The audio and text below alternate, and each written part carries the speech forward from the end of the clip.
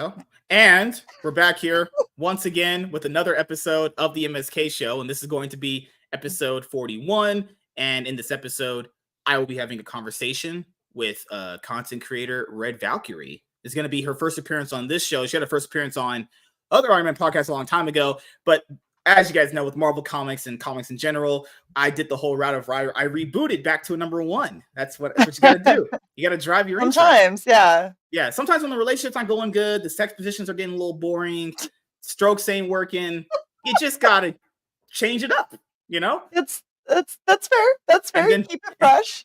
And then when that doesn't work, well, nothing. You just kind of just like eat each other at that point. Then you're just done. Oh wow, okay, done. All right. When you reboot from all that stuff, it's over at that point. You know, sometimes you only have two choices: Cinnamon Toast Crunch or Frosted Flakes. Okay, all right. Well, that's how you guys know I have lost my brain consistently. So, how you been doing? It's been a long time. It has. It's been quite a while. I've been doing really good, actually. Started doing a lot more painting and doing a lot more of my own art, which has been super freaking fun. Kind of got in my own groove. And, Red Valkyrie is doing great. I'm 18 months from retiring from the military, and then I get to do this. Yeah, this will be my full-time gig. So you'll be able to financially support yourself after you retire. You're going to be good? That is the goal. So we'll see how it goes. I've got a couple different ventures that I'm gonna do basically. So I'm gonna do the streaming, I'm gonna do the cosplay and the art, and then I'm going to do a separate business that will be all motivational speaking, professional development, mentoring, coaching, that kind of thing. So awesome. So wow. Damn, you're all figured out now. Because I remember your story. If people don't know your story, if I remember it, you were an Army kid, I think, Air right? Force. Air Force, yeah. Everyone always corrects me. If not Army, I'm Air Force. I've met a few Air Force people. Crazy. Yeah, the joke I always say is I know how to read a contract, so that's why I joined the Air Force instead of any of the other services. You don't get like claustrophobic flying? I don't fly. I forgot you worked on engines. I remember. No, I work with computers. So I'm just sit at a desk all day. Basically, right now I'm actually the superintendent of a schoolhouse. So I work with adult learners and make sure that they do their homework, despite the fact that they are adults and think that they don't need to. That's what I do. Okay, so since I wouldn't say ask origin story again, but like, do you ever have like times when you're like at work and you're thinking of like random shit that happened when you were younger, or like you had those random moments, like you'll have a thought and then you'll put yourself in a situation where you saw yourself at that moment? I know everyone's probably done. It's not me. I'm just not the only person doing this. Like, do you ever think like back in certain situations you could have just done things differently, or you like the outcome? All the time. The thing that I always kind of say though is there's no real point in having that kind of regret, because everything that I have gone through and everything that all the choices I've made, whether they were good or bad, are what has led me to be the person that I am today. And I'm actually in a place where I really like myself. I like what I'm doing. I like the things that I've learned. I like the way that I'm able to help and relate to other people. And if I didn't have all of the trials and tribulations that I had, like, I wouldn't be where I am. I wouldn't be in the relationship I'm in. I wouldn't be with all the skills that I have. So, because we didn't talk about your husband last time. I forgot you're married. I was married. I'm actually divorcing. So what the hell happened? Oh my god! A lot. Last time I talked to you, you're like, everything's great, life's good, and then, well, that's just what everyone says generally, and then it all just crumbling down. I actually think the last time that we talked, it was a very new split, and I was in the relationship that I'm in now. So for people who don't know, I have a co-host, Cyborg Valkyrie, and that is my significant other. But that isn't my spouse, like the person I was married to. We split about 5 years ago. We're still working on finalizing the divorce because there's been a lot of roadblocks with it. But divorce is not easy. They say marriage is easy. It's easy to get married, but it's harder to get divorced. That's the same. It really is. And I really honestly, I don't like having this much government intervention in my personal life. Like, I'm like, I just want to break up with people. Right? What was that? No, you're more like a libertarian kind of person. You don't like the government involved in anything you do. Yeah, I remember. Yeah. Mm-hmm.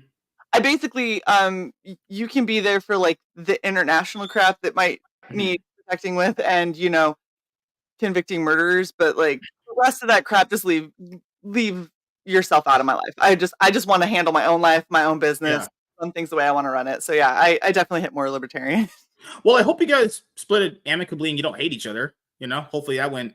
I I used it. He used me as a reference for the job that he now has, and he got it partially because I was like, yeah, no, he'd be great for this job. You should hire him. So we don't hate each other.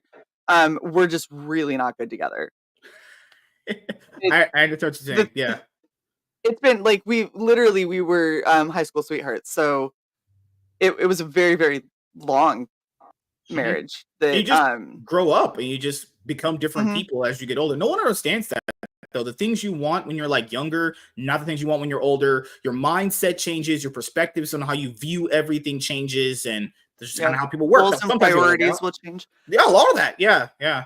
And I think the big thing is I get that, I'm happy that 20-year-olds are adults and you can go and do what you want to do. But if you can't rent a car, I don't think you should be making major life decisions on who you're going to spend the rest of your life with. Like, Yeah, yeah. Good gosh. Because, it's not a good look. or if you can't go out and buy crack from a black guy, probably not best to write a, best not to do life decisions.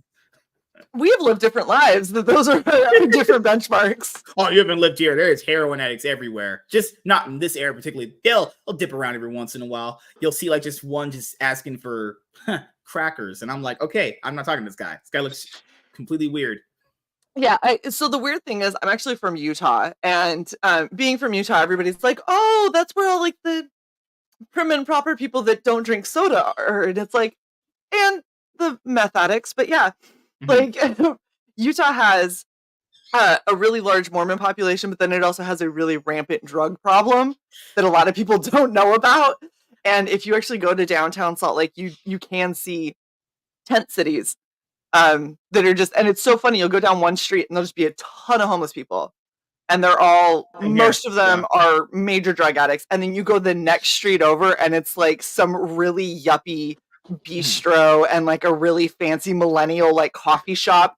Not a single homeless person. And then the next street from that, there'll be more homeless people. So they like stay away from the fancy areas, and the fancy areas are like, oh yeah, no, it's totally fine here. Just don't go 2 streets over or a block down, and you're fine. I'm like, this is wild to me. This is not the Utah I grew up in. Like, I'll be honest here.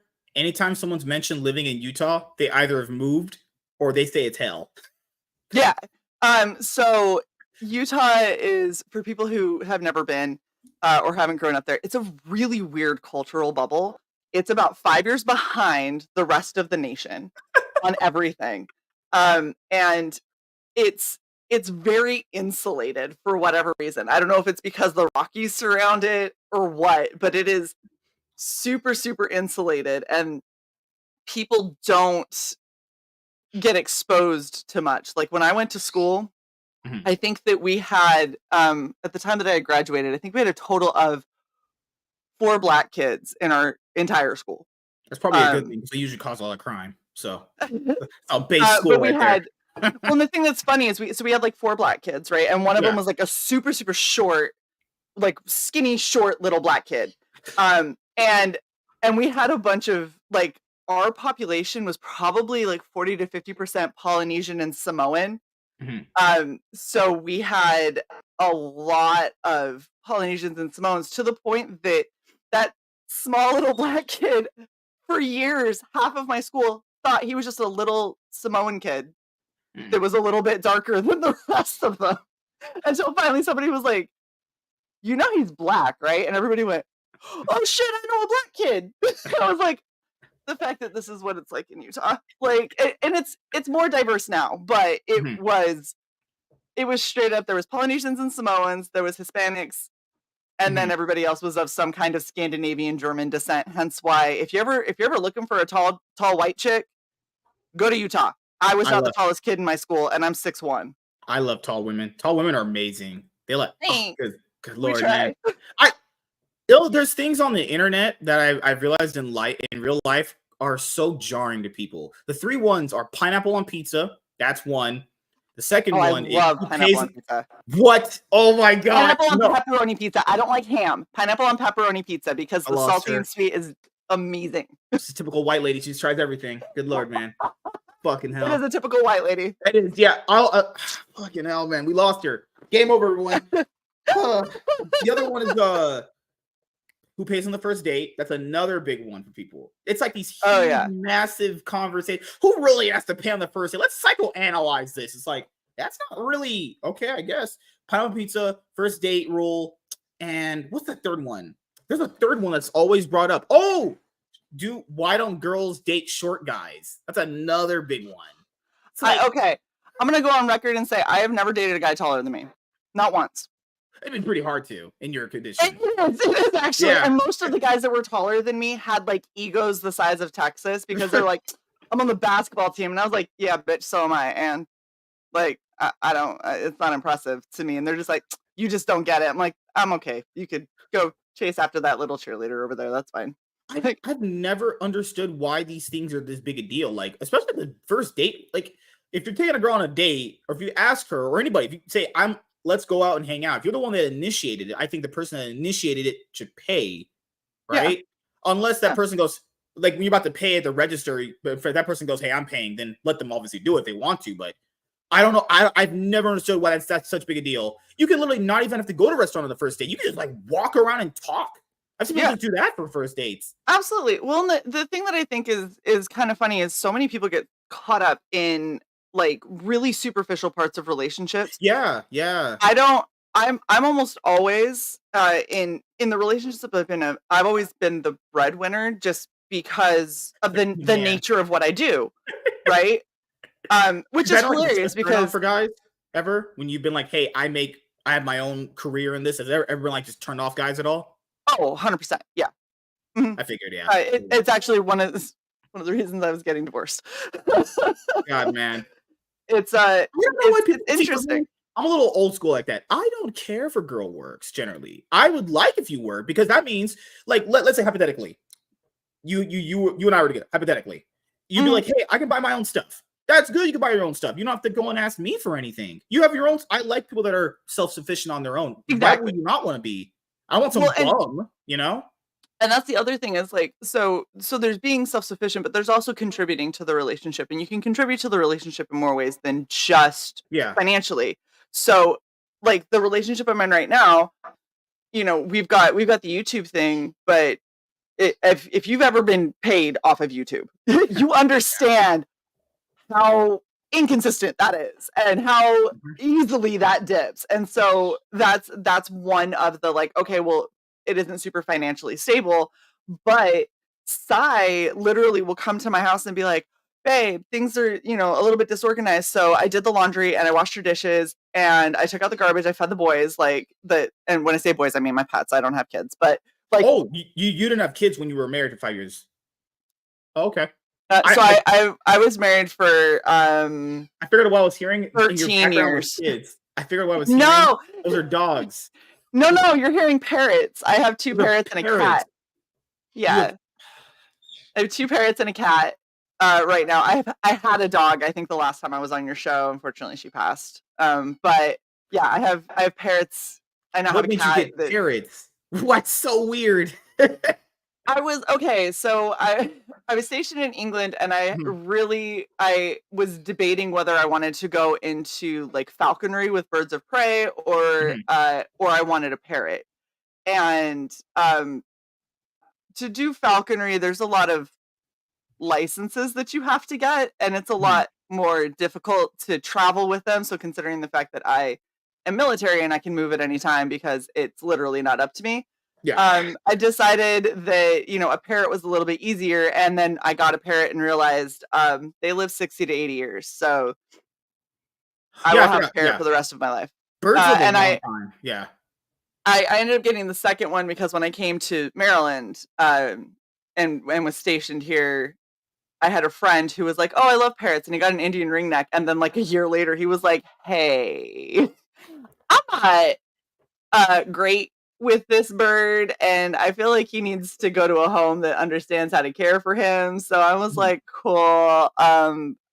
I'm scared that somebody else who is like my friend is going to try and take the parrot, being like, I can care for them, and like the bird needs stability. So we brought him in, and we've had him for probably 7 or 8 years now. Wow.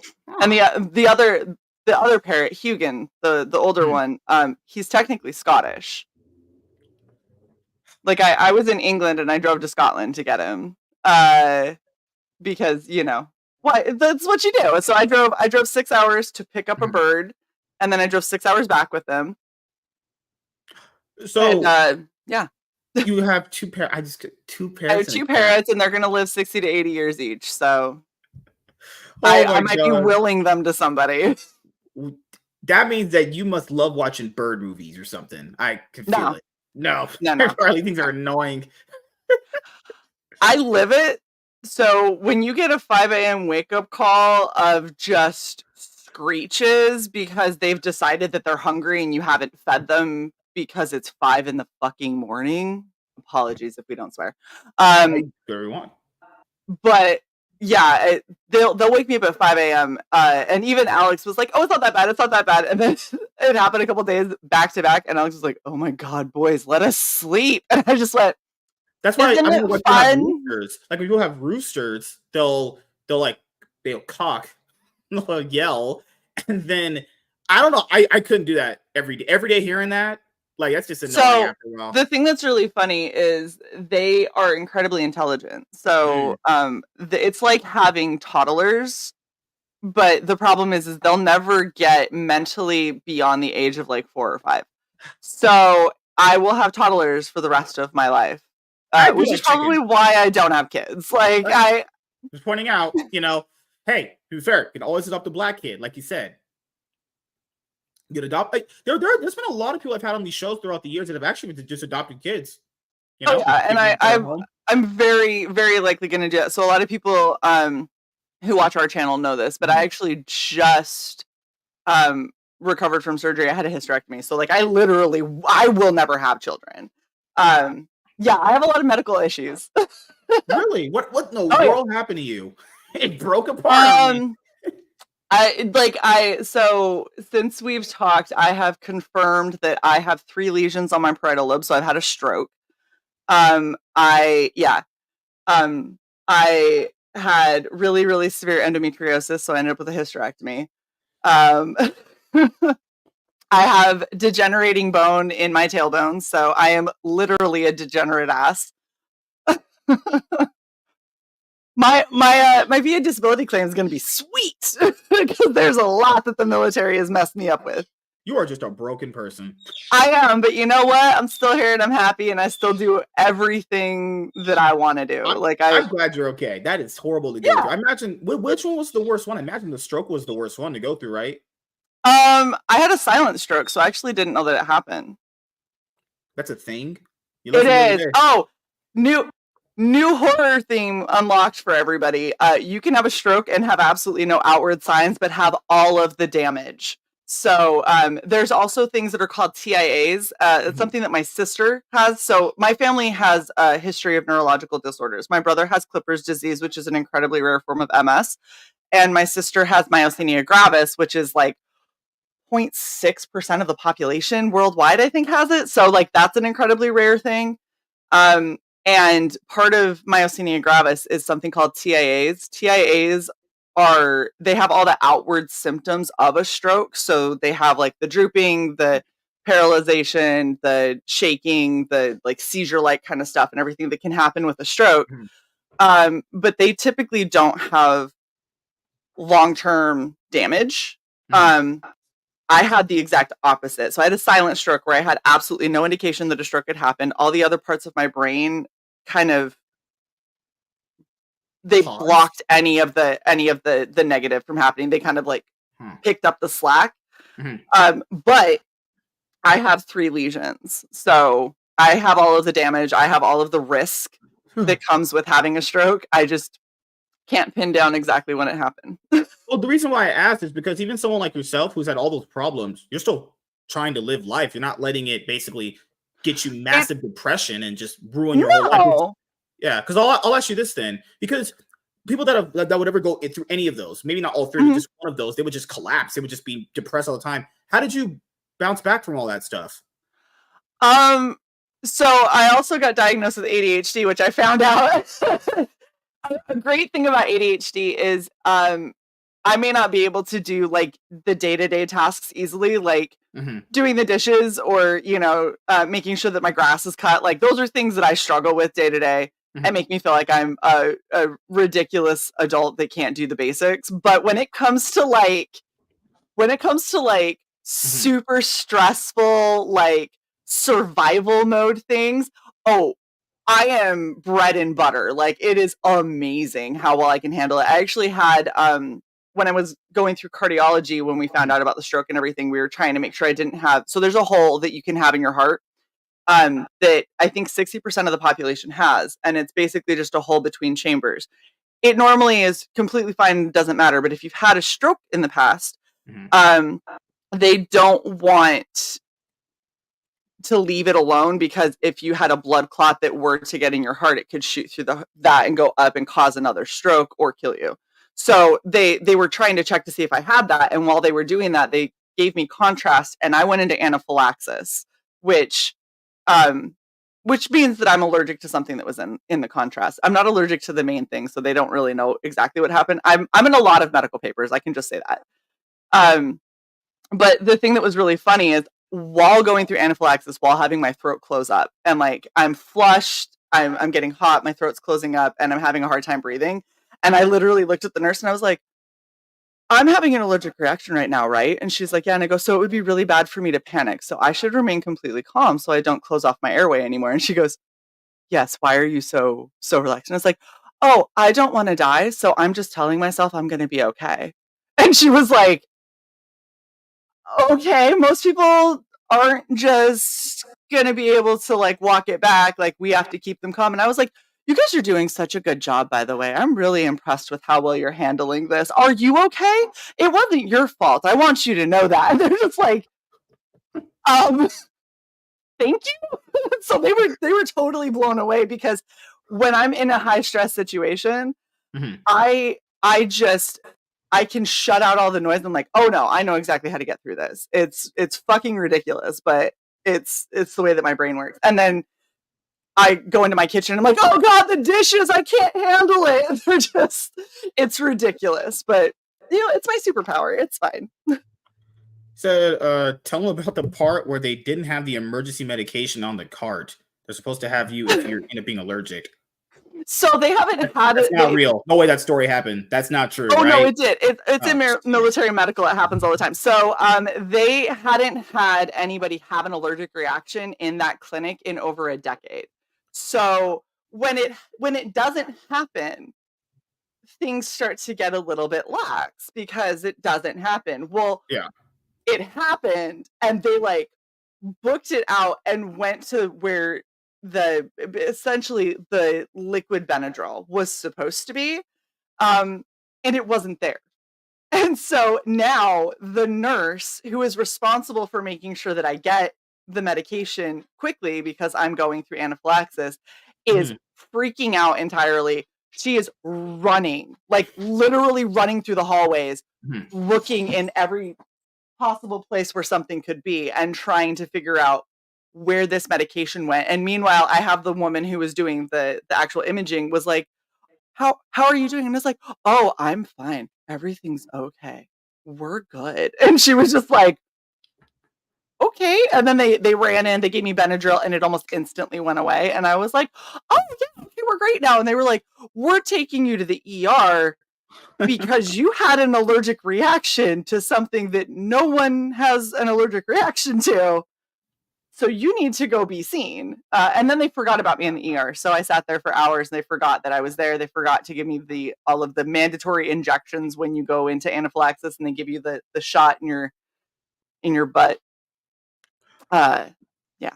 So it was an interesting experience. I ended up getting a call like a month later from cardiology, and they were like, "Hey, I'm writing a paper on what to do when this happens. Are you okay with me using you as an example?" And I went, "Yeah, that's great. Definitely educate people. Also, am I okay?" And they were like, "Oh, no one called you with your results?" I was like, "No, they were a little concerned that I was going to die." So what kind of they were life? more focused on that. What kind of life is this lady living, man? This is just hell. Crazy. Oh no, it's so funny because other people hear it and they're like, "Oh my god, that's insane." And I have been living it. And so for me, I'm just like, I am the asterisk in all of these situations. Like, this never happens. There's a good chance that happened to me at this point. Like, I actually had a nickname when I was in England. My friends used to call me Murphy because literally I'm like Murphy's Law.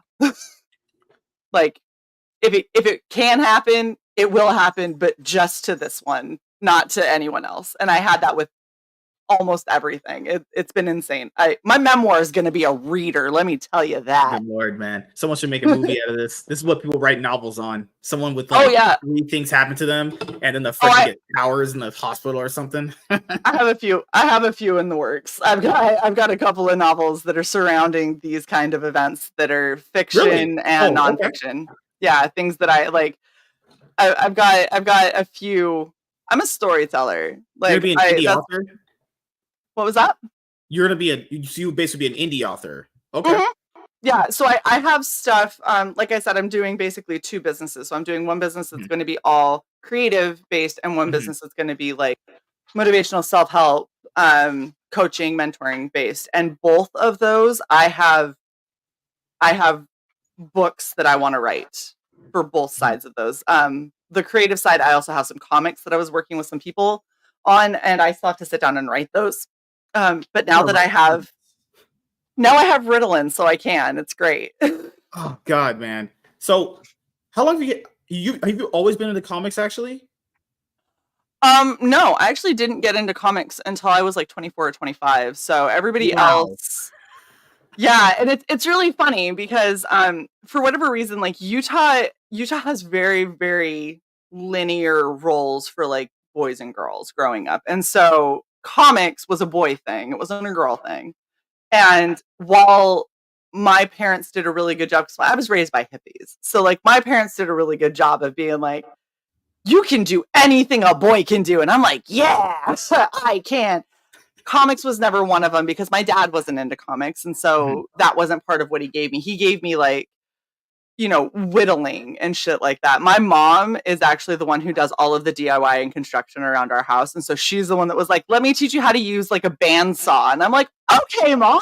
Like, oh yeah, no, I went home for Christmas and my mom and I finished drywalling and then putting out trim and patching up her giant walk-in closet for Christmas. That's what we did together as our project. So we were up there with like a miter saw and a bunch of lumber and some drywall, and we went and like fixed all of this stuff. And then when I left, my mom, who is in her mid 70s, painted the whole thing by herself. And then she sent me pictures. She's like, look how good it looks after we did everything. And then I painted. And I'm like, are you getting up on a ladder? Because you're like 75. I would like you to not be climbing ladders. And she's like, oh, it's fine.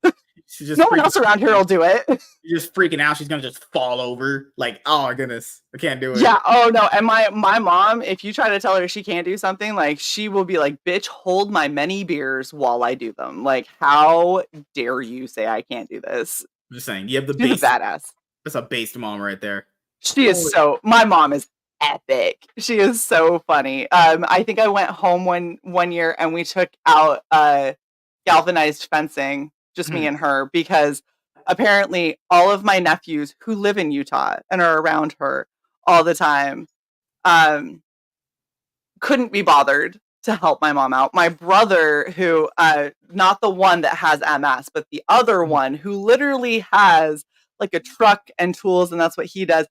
He couldn't be bothered to stop by. So I come home for a trip just to see my mom, and we're sitting there with a hacksaw taking out galvanized fencing and then capping it, and so it doesn't have standing water or raw metal edges that someone can get cut on and everything. And then we went and checked it all out, and that required us to also basically cut down a tree because it had grown into the fencing. And that's what me and my mom do when I go home. She's like, I can't wait for you to come home. I have projects. And I'm like, okay, what are we going to work on now? Are we going to They're going to build drywall something else? What are those things that they have where you have all these plants in, like a greenhouse, they call it? Yeah. Building that. Oh my God. Eventually, everything. My mom essentially has a greenhouse in the front part of her home, the way that it's set out, because her windows come down, and it's a ton of natural light, and she just has a crap ton of plants there. So she's almost got a greenhouse in her living room. What in the world life does this lady live? I'm just blown away. An interesting one. Good God, man. So you said you grew up in Utah. Are you still there in Utah, or you left the state a long time ago? So I left when I was 20 and joined the military, and since then I've lived in California, Texas, Georgia, the UK, and now Maryland. Oh, you're not coming back to California, are you? No, I was in California for training, and I was in Monterey Bay, which is phenomenal but incredibly expensive. Yeah. In Maryland, is it cheaper to live out there, like for a house?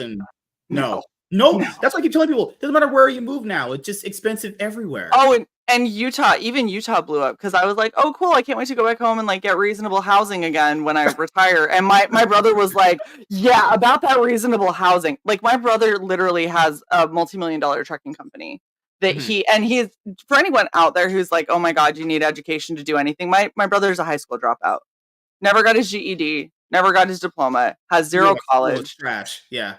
And owns several multi-million-dollar companies. So you can do it. It just takes a lot of work and tenacity. And my family's really big on people saying, if people tell you can't do something, my family is really big on being like, bitch, let me show you how I can. So yeah, as I got older, I realized when people said I can't do something, unless you were literally, you can't do it based off maybe a physical condition, maybe you don't have a hand or leg problem or whatever. I have seen people literally work 9 to 5s when they can't even really walk properly from a condition they had when they were born. I don't get the I can't do it kind of thing. I think school is worthless if you look at it in the whole totality, unless you're going for a special thing like being a doctor or all that kind of stuff. But I know a lot of people in my own personal life that they graduated high school, they didn't go to college, and they have pretty good lives, honestly, just working a regular job. No debt, because that's the trick right there. No debt. Yeah, well, and I think that it really just depends. I'm getting so I have 2 associates, and I'm getting a bachelor's degree, all on the military's dime, because that's one of the benefits of being in the military. So I'm not having to pay this. And when I get out, I'll have my GI Bill, but I'm not necessarily people are like, oh, you can get your MBA. And I'm like, I could, but I could also just take the GI Bill, and I can take classes, cherry pick classes that I find interesting that are going to help me further my career. I want to take a graphic design class because I'm running a small business and I'm artistic. Being able to do better color theory and logo design and stuff like that is another potential revenue stream for me. So why wouldn't I get that skill? Yeah, I can do it off of Skillshare easily. I could go on Skillshare, I could go on Udemy, I could go on all these other places that have small fees, and I could learn it there. But if I already have a GI Bill, why not just use that? Because it's already paid for, know? And so that's pretty much what I'm using it for. But I mean, people going to trade school, honestly, trade school is so freaking valuable, and nobody wants to do it. So going and learning how to do be an electrician, be a plumber, get a CDL, those jobs in demand. Yeah, those are jobs that are so high in demand, and people don't get the skills for them, so they don't know how to even get started in it. To get a CDL, and I've looked at it, it gets really confusing, because if you just try to look up how to get a CDL on your own, it's oh, well, in order for you to get a CDL, you have to have this, and you're like, okay, so how do I get that? And they go, well, in order to get that, you have to get this and pay this much, and I'm like, okay, but how do I get the thing that I have to get before I can pay? And it's well, you have to get a permit, and I'm like, okay, but how do I get a permit? And it's you have to walk it back so far until eventually it's there is a college somewhere near you that will have CDL classes that will walk you through all of this shit. That's where you have to go. And it's okay, Why couldn't we have just said, if you want a CDL, go check out this college that will have a course, and that's where you go to start it. Like, it's ridiculous. But it's like that for a lot of those kinds of trades. And because we're in a society that's pushing so much that you have to have a degree, like I talked with, in trying to help people find jobs, I talked with Enterprise Car Rental. They were complaining because their phone was ringing off the hook, and they were like, I could hire somebody just to answer the phone and it would be a full-time job. And I was like, oh, so you're hiring? And they were like, yeah, do you have a bachelor's degree? And I went, Oh to shit. answer the phone. I was like, if I had a bachelor's degree, I guarantee you Enterprise is not going to be using any of those skills. So no, and this is now where we are. We're in a place where That's why so people many feel like jobs. it's a Ponzi scheme, because It is. you just said right there, you could go to a job right now and just basically answer the phones to get paid, but they'll be like, you got a bachelor's degree? What does that have to do with answering the phones? Nobody calling Exactly. no one's calling is going to be like, man, can this red Valkyrie lady, man, was she certified in this college? No one will ever say that. That is never coming up. You know? No. That's what people They're calling saying, yo, can I get a car this weekend? Let me put you in the appointment slot and see what I have available. It literally is a trainable skill. You could train a high schooler to do it, but they want a degree. Yeah, that's another version of just customer service. That's all it is. Well, and a lot of these companies are trying to justify the reason that they want degrees for all of these different jobs is because they want to have the proof in a piece of paper that you can stick something out for an extended period of time. Cool. However, there are multiple ways that you can get that from somebody. You don't have to get it from them with a physical piece of paper from a school in an unrelated field. Like that is complete bullshit. And they complain about there being such a shortage and nobody wanting to work, but it's that nobody wants to work. That's so big. Go on Photoshop and just make one. There Yeah. you go. You print out a bachelor's degree. What are you good at? Being alive and working. Exactly. I breathe real well. I don't open mouth breathe. I don't have a nose whistle. I'm real good at taking in oxygen. You don't have blue hair like those other girls now. You don't have blue hair, so you're not going to be coming to work talking about your politics. Because why would you be doing that at work? That's one of the other things that kills me, because I've been in the military for so long, and they restrict everything. Like in my current job, I have to wear civilian clothing, but I can only wear civilian clothing that is approved from my military unit, which means that they still want to do that. You can't show shoulders. You can't have a skirt that's shorter than 1 or 2 inches above your knee. I'm 6'1". Every skirt that I have that isn't floor length is going to be more than 1 or 2 inches above my knee. If you wear a skirt, that means they'll see your entire knee. That's just how I know.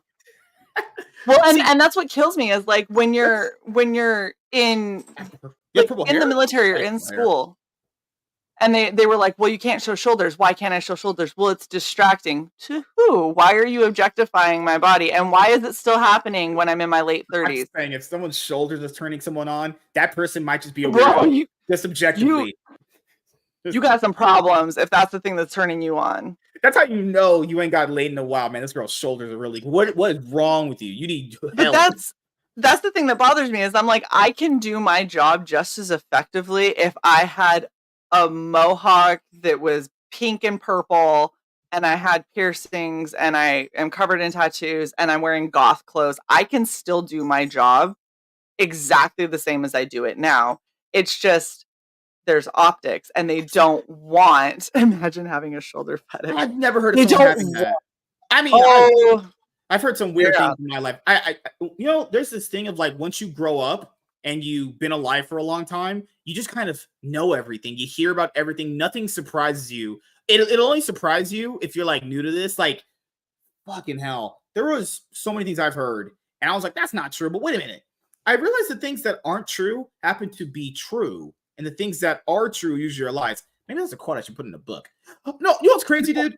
Is back in the day, people could dye their hair, and it wouldn't be like a weird thing because most people assume like, hey, if you dye your hair, you're like some crazy leftist. That's just but that's a stereotype. Now, back in the day, people dyed their hair constantly. People that were in like punk rock bands, dudes would completely dye their hair black, and they were never naturally. You are not being born with black hair like that. It's not possible. It's well, I mean, I'm a blonde. Yeah, I remember.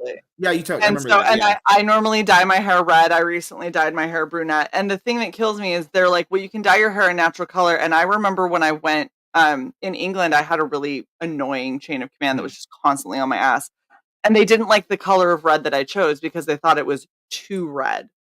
And so I got pissed off and I came back the next day with jet black hair. And they were like, this was a really extreme change. And I went, please tell me that you're going to try and tell me that this jet black hair is not a natural hair color, because I would love to hear that justification. And they were just like, it was a really extreme reaction to what we had said. I was like, it's because I'm sick of dealing with your shit. So here we are. If I wanted to, I could come in with my hair gray, because gray is a natural hair color. And people gray early. And thanks to the military, I am graying because they have stressed my ass out so much. So I'm like, yeah, okay, let's do this shit. Your cat right there. Yeah.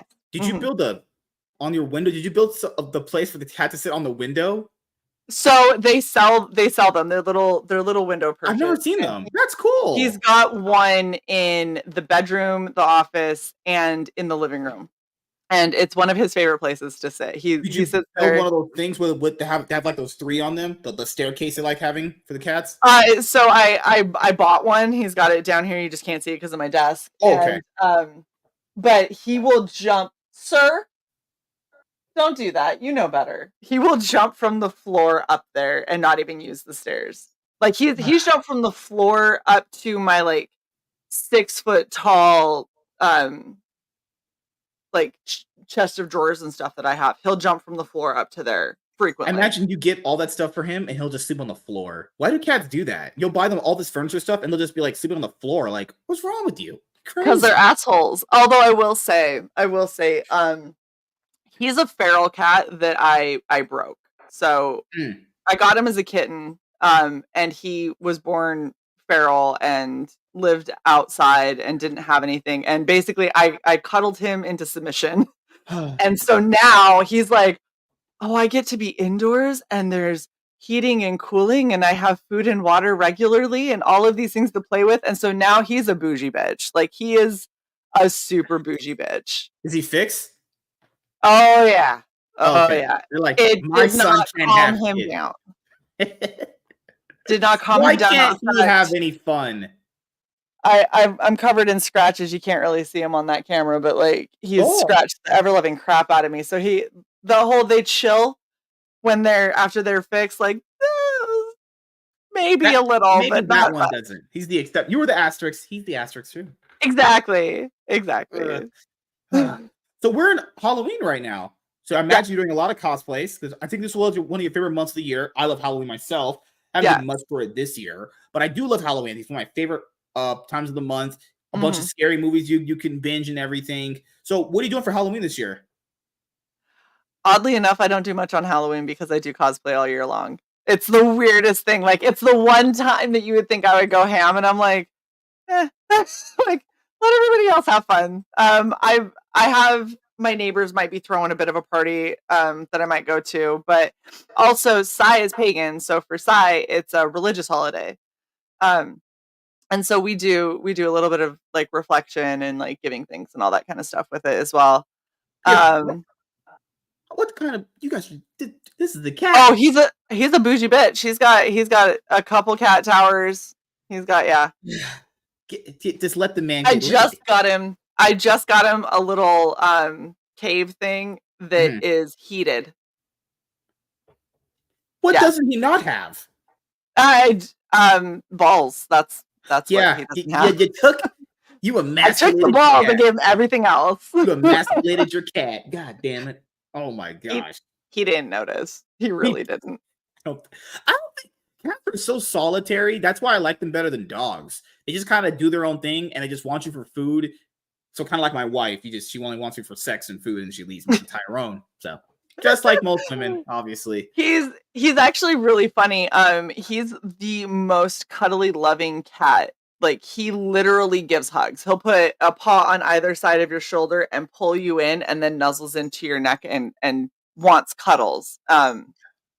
It's because that's how I broke him. So he's like, "Oh, this is lovely. I need a hug." And he'll literally like go like this and be like, "Mommy," for me to pick him up and give him a hug. So you've been doing YouTube for a while at this point now. Any advice? 5 years. 5 years. So you've been doing it since 2019. So any advice you would give to someone for growing on YouTube? You know, that's probably a big thing that's been a topic of conversation, because I know you've had indie creators on your show. Oh, yeah. You've had Vaughn on. You had a recent lady that I wanted to have on my show. I was the lady with the witch hat. God. Oh, Raven, that's my little sis. I love her to death. She's not really my little sis, but I've adopted her. So yes, this guy just adopting everybody. Holy crap! I am. I collect people that I love. You're like Thanos Raven, with Infinity Stones. Just collect people. Raven is one of the sweetest people around. I absolutely adore her. I've known her a little over 5 years. I've known her a little bit longer than what I've been doing YouTube, and she's absolutely amazing. She's incredibly talented. She's a great storyteller. She's absolutely adorable. She does she joined our D&D games.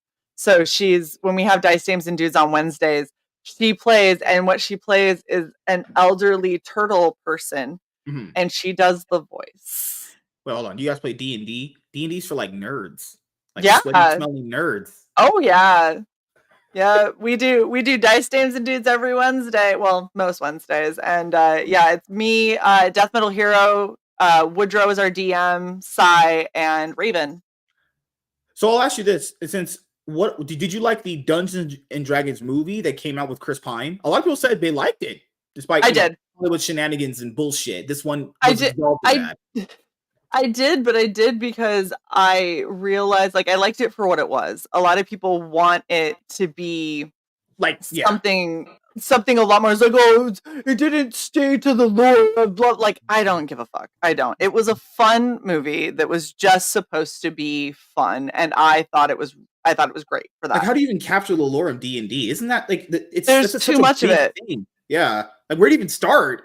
Like, I don't know much about D&D because Nate does it on here. His campaign is called Curse of Strahd or something, and I say it's the curse of my long black rod. I'm just trying to fuck with him.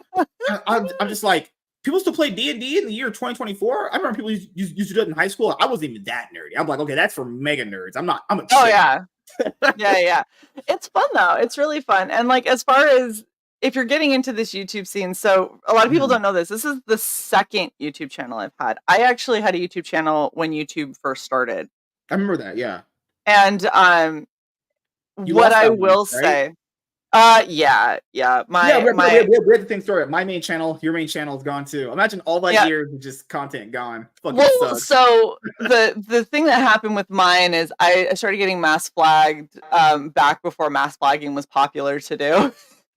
And I got mass flagged because of a girl who had a channel because she ran through a forest as Metal Gear Solid in a low cut shirt. So that was her claim to fame. And basically she saw me as a threat because I didn't have to get my tits out to get viewers. So she told everybody to mass flag us, and YouTube threatened to take our account down. Same thing. I was like 22. I was really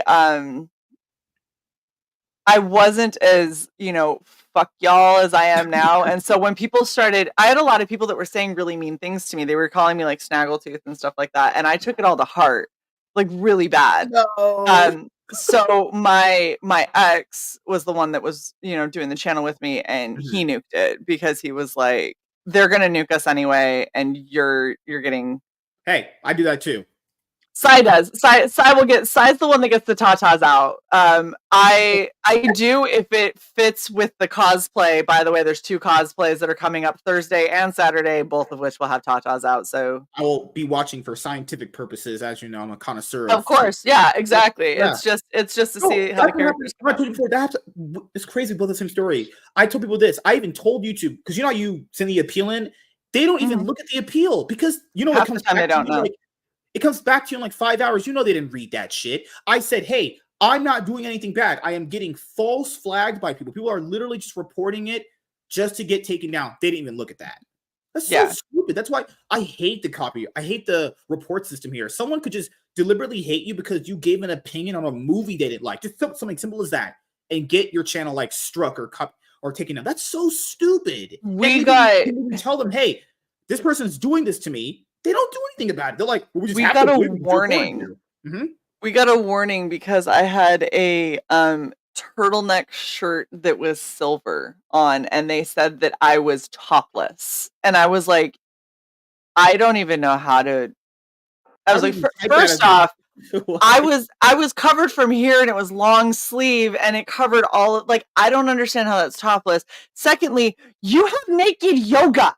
Like, No. There was a guy that same week, like with those ladies. There was a guy showing his butthole, the whole thing, had a shave yeah. one.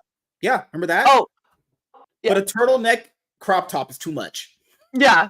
So we got a community strike, and we had to fight it, and I was like, I need you to go and review this. And they finally came back. It took them like a while to review it. They finally came back and they were like, you're good. I was like, no shit. Did you look and realize it was clothing? Yeah. And then I ended up doing I don't know if you saw the Little Mermaid comic that was coming out. Oh, the one with the red-haired lady, when she was firing a The gun, red right? haired, yeah, and Yeah, she has like a starfish over her titty. I remember I that. did a Yeah. cosplay of that with a starfish over my titty. Nothing. And I was like, we have a problem with a turtleneck, and you guys are fine with it. Like, I give up. I don't even understand the rules anymore. It's crazy. So if you're gonna get into the streaming thing, just understand, people generally suck. So if people are gonna be assholes, like, you just gotta learn to not give a shit about what And other people are gonna say jealousy of about it you. too. Like for me, Yeah, I think it's some for me. I don't know if you feel the same way, but it should be like an unspoken rule that you you just don't go and report someone's channel because you don't like their opinion on a right. movie, a TV show, or a topic or something. That's like you might not like the person, and these people that don't like with like leftists or other weirdos, they say, well, if you don't like this stuff, don't watch it. Then why does that not apply to you too? If you don't like what someone's putting out, you could just not watch either. But they hate you because you're more successful than them. So they have to go report your channel to YouTube, and YouTube doesn't even understand. Even you type it out to them, hey, this person is just doing this maliciously. I'm not even breaking the rules. They don't care. All they see is this channel must be getting imported, so it must be legitimate. I must take the channel down. Like, what So kind of fucking system is that? the honestly, what it kind of comes down to is if you don't make YouTube enough money because you're not a big enough channel, then they don't care. That's true. I know And that. Yeah. so I think the biggest issue that I've ended up having is Red Valkyrie has kind of stagnated a few times. Part of that has been I have things that we're going to be implementing, but one thing that a lot of people don't realize is timing is everything when it comes to marketing. Oh, true. Yeah. And I know what is going on in my life and in Sai's life, that right now is a bad time for us to try and do our marketing push because we don't Mhm. have enough time to back it up. So until we have time to dedicate and funnel into this and back up a giant marketing push, I don't want to do it prematurely and then end up with fatigue, which is what ends up happening if you push too soon. So you have to make sure that when you're going on a bunch of channel runs, you're doing a bunch of other stuff on a bunch of other places, that you're not doing this massive effort and then letting your channel stagnate because you don't have enough time to put forth all of the content that you need and all of the things that you want to do. If you can't do those things yet, don't push really hard on the marketing scene because everybody will get fatigued from hearing about you and you won't have anything to back it up. So you won't have anybody that is going to stick around. So you've really got to make sure that you're paying attention, you're looking at long-term goals if you're going to try to do this for a longer period of time and actually make money at it, and focus on what your goals are. Like, Mhm. is it important to you that you're pulling in a lot of money, or is it important to you that you have a high number of subscribers? Because those are different goals and you go about them in different ways. I just hope that a lot of people understand is when you do this, it takes time to grow. Like It the does. average It the average does. person is not going to be that person that uploads like one video and you just hit off and you get big. You're going to be Well, doing this every day to grind for one subscriber a day. It's and the just thing is going viral is, not only is it difficult, it doesn't have staying power. So a lot of yeah. channels that have managed to grow really fast do clickbait. Um, and Sai and I have had this conversation. We could go clickbait. And if we went clickbait, we would jump from our Easy. 1,700 up to like 5,000. No Easily. problem. All right? you'd have to do in videos is put yourself in the thumbnail with your tits out. People just would watch. That's easy. I've seen it happen with girls, yeah, all the time. And the thing is, one of the business models that we've decided with Red Valkyrie that matters is that we are a drama-free place. We do not put on a persona, like who we are on stream, us bickering back and forth. It's not an act. That's just how we are. We had one of our channel members who actually came down for Baltimore Comic-Con and stayed with us for the convention.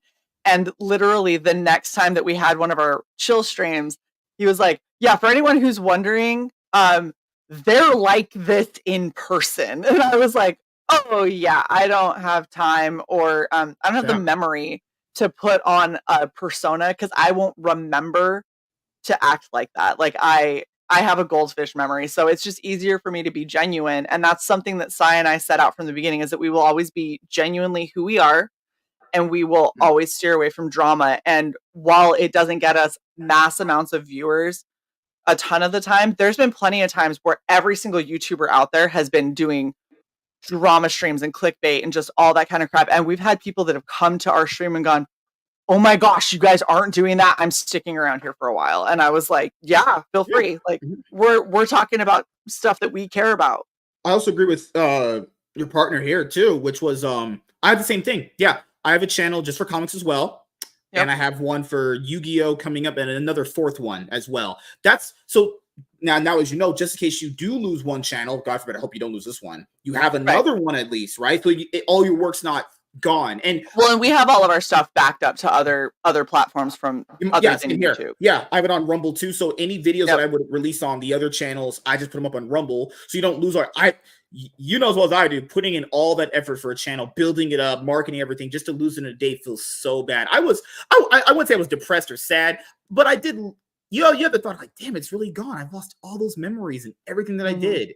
So I want to make sure now I'm not losing any of those time, any of those memories, any of those videos ever again. I am putting this stuff out on everywhere. Yeah. And the other thing to pay attention to as well, live streaming doesn't do as well. So live streaming doesn't get the same. Yeah, it doesn't get the same boost as videos do. So the reason that a lot of the people, a girlfriend here, I'm just saying, this is my dad or something. Oh my god, a lot of the people that are doing like Nerd Forge and Chloe Rosart and all these places that are like that have tens of thousands or hundreds of thousands of subscribers almost never do live stream. Everything they do is videos. I've told his people food dish just auto fed. That's why he ran. Damn, you scared him. Oh my god. No. His food dispensed and he went, oh shit, it's dinner time, and jumped down. You have him as I'm not gonna I'm not gonna throw it again. He has an auto feeder and an auto litter box. Yes. And yeah, like Sai's saying, shorts are I can't. Okay, I'll be honest here. I can't do them. I'm not the kind of guy to do it. It's someone have to edit my content for it. If you already are making a video instead of a live stream, shorts are pretty easy to do, but it does still take that dedicated effort to take a 30-minute video and edit it down into like 60 seconds. Another thing you said, which is viable too, is the video thing. I've had, because on stream, I've never had a stream do as well as my most popular video, even from my other bigger days, right? This channel's highest viewed video when I used to do league content consistent, 5,000 views, which is not big, but like just that right there, 5,000 viewed League of Legends news video compared to like the average streams that I do is like, what, 100 views? Like, so I don't know if people do this. They're like, my streams don't perform very well. Well, the average person, it's an easier investment in a 10-minute video than it is in a 2-hour live stream. Yeah. That's what it really is. It's more easier to have a 15, 30-minute video pop off than it is an hour live stream. You know? That's just how it's going to be. And another big thing to pay attention to, if you like live streaming, like we almost exclusively live stream on Red Valkyrie, right? We had a few videos, but for the most part, we exclusively live stream. And if you're getting to a point where you're like, I really enjoy live streaming, but I want to be able to tap into that, go to Fiverr and hire yourself an editor. go find a video editor who will go through your hour-long stream and pick out highlights and make you a short and make you a video and then upload those to help promote the live stream. Because if somebody watches the short and then there's a video, they're going to, oh, that was interesting. I want to hear more. They go to the video and then they watch the video and they go, oh, there's even more if I go to the live stream, and then they're going to go to the live stream. That's how that ends up working. And so the only way that you can really do the live streaming, like Evan and Caitlin do this all the time. I don't know if you've ever watched the Evan and Caitlin channel. They have Evan and Caitlin, which is where they upload all of their videos of them doing crazy DIYs and shit like that. And then they have Evan and Caitlin 2, which is where they live stream everything that they just did in the video. But they're live streaming it, and they usually are interacting with their chat. And so the audience will be like, oh, I like what you did with this, but what if you tried this with resin instead? And then they're like, oh, that's a good idea. And then they'll do that. And if it works out, then that goes into the video. And then they have another channel that's Evan and Caitlin Gaming, where they live stream video games. That's how you have to do this. You have to diversify it up and split your stuff out. That's why each audience isn't going to want the same thing. Like the audience on your Red Valkyrie channel is not going to want you there talking about comic books. You have a comic book channel for that. Yeah, so Red Valkyrie is our comic book channel. And then my By Gaslight is my cosplay building and art. And then we have Valkyrie's Play, which is mostly size, gameplays, and like us gameplaying together and live streaming that.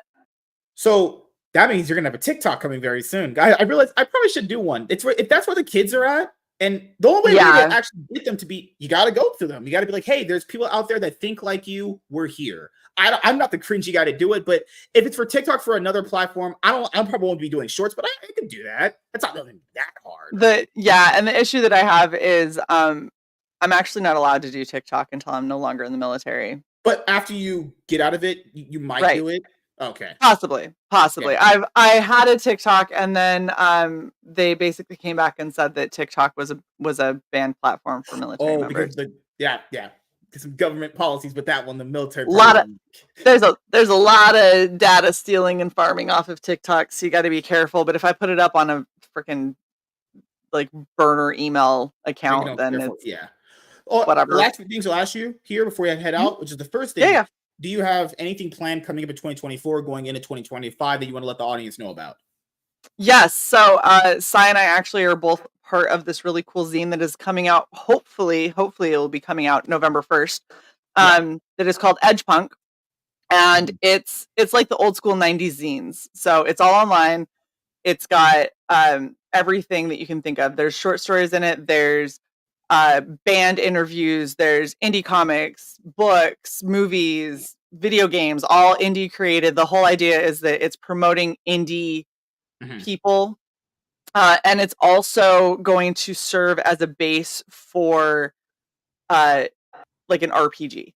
So if you want to get in on all of like the Easter eggs and everything, definitely go and check out Edge Punk. The site should be up very soon. If you go follow me on Twitter, I will make sure to tweet it out when it happens. And then the other big things is we're working on getting a bunch more cosplays together. So hopefully in 2025, we can have cosplay spotlights between me and Sai, and maybe work on putting out a cosplay book.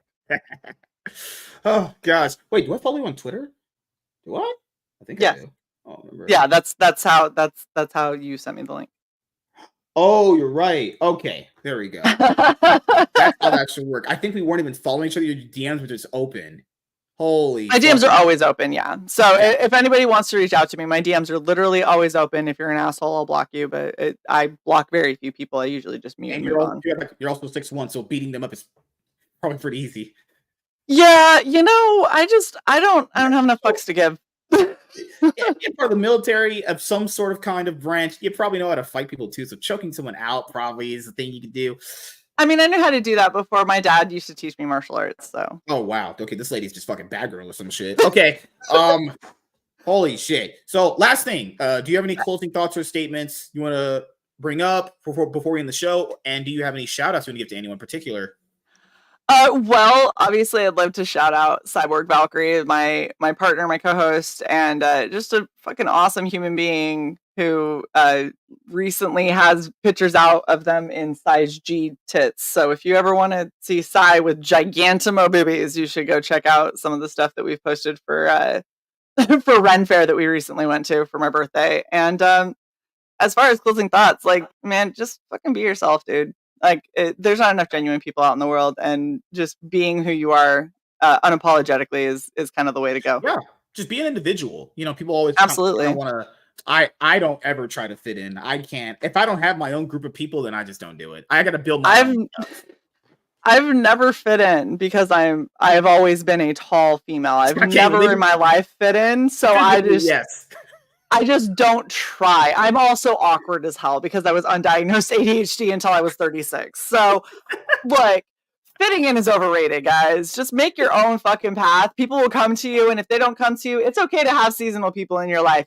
Everybody is into forever person. Most of the people that I come across are seasonal people. So, damn. I'm not saying all. I'm saying most. Most people are good for a period of time, and then they move on. Just like my dad, seasonal person for like an hour, and then he left me. Then he left me again because he came back and saw me. He was like, "Nope, I'm not doing this." Well, that's just how black dads are, as you guys know. Oh, terrible! Break the mold, people. Be better than your upbringing. God, man, don't be a black guy. Is what I'll say. Be white. I'm a white black guy. Wow. Wow. So, or be like her cat, who's black. So if you ask her, "Hey, you like black people?" I got a black cat. You can say that. I do have a black cat.